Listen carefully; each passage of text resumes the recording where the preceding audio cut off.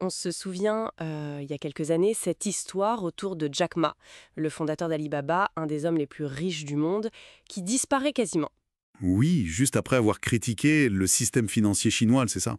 Exactement. Et puis, hop, réapparition discrète. C'est fou ce contraste, non? Son immense succès et puis cette vulnérabilité soudaine. Complètement. Aujourd'hui, justement, on va essayer de décortiquer un peu son parcours. C'est assez hors norme. On s'appuie pour ça sur une vidéo qui retrace bien son histoire, Mhm. des débuts, marqués par des échecs, mais vraiment à répétition, jusqu'à la création de ce géant, Alibaba, et puis, cette confrontation avec le pouvoir chinois. Et l'objectif, c'est pas juste de raconter sa vie, c'est plutôt de comprendre comment tous ces refus, ces échecs, ont pu finalement le pousser, le construire peut-être. Oui, le forger. C'est ça. Et qu'est-ce qu'il a vu dans Internet pour la Chine que d'autres n'ont pas vu? Et bien sûr, cette question du rapport entre un entrepreneur aussi puissant et l'État, surtout là-bas. Alors, pour comprendre, faut revenir au début. Ma Yun, c'est son vrai nom, né en 64 à Hangzhou. Une époque où la Chine est encore très fermée. Voilà, famille modeste. Et alors les études, c'était pas gagné. Recalé 2 fois pour entrer au collège. 2 fois. Oui. Et 3 fois à l'examen d'entrée à l'université. Quand même. Ah oui. Mais il a un truc. L'anglais. Ça devient une obsession. Il apprend tout seul, en fait. Il va à l'hôtel, il propose aux touristes de les guider gratuitement juste pour pratiquer pendant des années. C'est là qu'il prend le prénom Jack, d'ailleurs. C'est ça. Mais bon, ça n'ouvre pas les portes tout de suite. Il dit avoir postulé à 30 boulots. 30 refus. C'est énorme. L'histoire la plus dingue, c'est KFC qui s'installe dans sa ville. 24 personnes postulent, 23 sont prises, sauf lui. Incroyable. Et Harvard, c'est 10 fois qu'il a tenté. 10 fois, refusé 10 fois. C'est intéressant parce que, au-delà de la résilience, on peut se dire que tous ces noms systématiques, ça a peut-être renforcé chez lui l'idée qu'il devait faire autrement. En dehors des clous, quoi. Oui, créer sa propre voie. Exactement. Chaque porte fermée, ça le pousse à construire la sienne. C'est presque une validation. Alors, à l'envers, son moteur, en fait. Et cette voie, il commence à l'entrevoir. En 95, premier voyage aux États-Unis, et là il découvre Internet. Hmm. Il a cette idée un peu simple, il tape bière chinoise sur un moteur de recherche. Et là, Rien. Zéro résultat. Comme si la Chine n'existait pas, numériquement. le déclic. Voilà. C'est exactement ça. Il ne voit pas juste un manque. Il voit une opportunité gigantesque. Ah oui.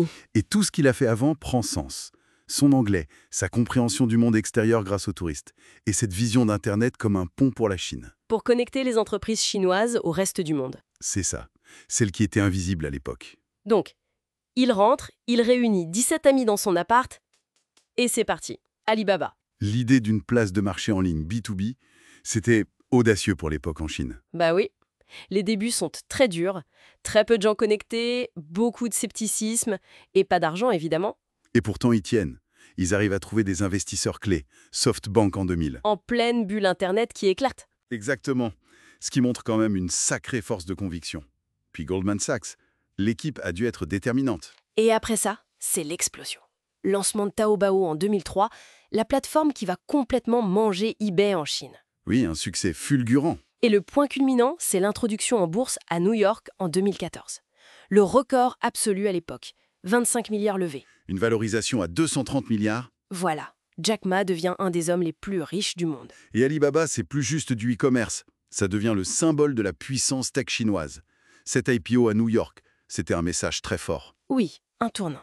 Mais le succès a ses limites. Octobre 2020, le fameux discours à Shanghai. Où il critique assez durement les régulateurs financiers chinois. Oui, il les accuse de freiner l'innovation, en gros. Et là, la réponse est immédiate et brutale. L'IPO d'Ant Group, sa filiale financière, Qui devait être la plus grosse IPO de l'histoire. 37 milliards de dollars. elle est annulée, stoppée net par Pékin à la dernière minute. Et c'est le début de sa disparition. Oui, plus d'1 an sans le voir publiquement. On saura après qu'il était surtout au Japon. Et pendant ce temps, Pékin serre la vis sur tout le secteur tech. Amende record pour Alibaba, pour Monopole. Une restructuration forcée. Voilà. C'est un rappel à l'ordre très clair, même une icône comme Jack Ma ne peut pas défier le parti impunément. Le point final, c'est en janvier 2023. Il cède le contrôle d'Ant Group. C'est ça, la fin de son contrôle sur l'empire qu'il a créé. Un retrait contraint. On l'a revu en Chine, oui, en 2025 pour un symposium. Bon, il reste une figure majeure, c'est évident, symbole de persévérance et tout ça, mais son histoire est maintenant marquée par ce clash. Tout à fait. C'est ça qui est frappant de son parcours. Cette capacité incroyable à transformer les échecs, cette vision, et en même temps, cette confrontation finale avec le pouvoir. Ça illustre vraiment cette tension entre une réussite individuelle hors norme, explosive même, et les structures de pouvoir en place. Surtout dans un contexte comme la Chine. Ce qui laisse une question en suspens finalement.